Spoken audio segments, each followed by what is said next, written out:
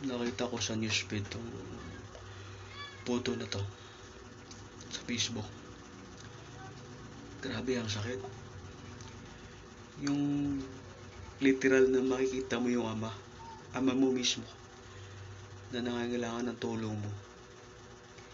Yung ama mo na walang ibang ginawa kundi mapabuti yung kinabukasan mo, kinabukasan ng mga anak mo.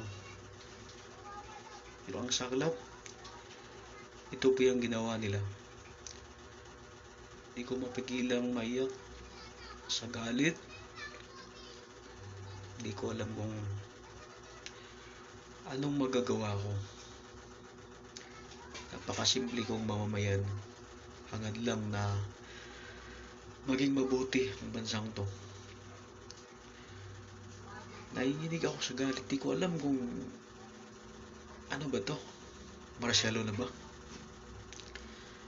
Grabe yung panggigipit. Nakikita ko ba sa ibang vlogger pinagtatawanan nila na dati namang sumisipsip dito kay Pangulong Duterte.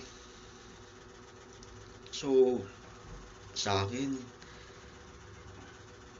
kahit ito lang yung maitutulong ko sa ngayon, dahil wala naman talaga akong pwedeng gawin. Pakiusap naman sa mga supporters dyan, gumawa kayo ng kahit video, photo, papakita kayo ng support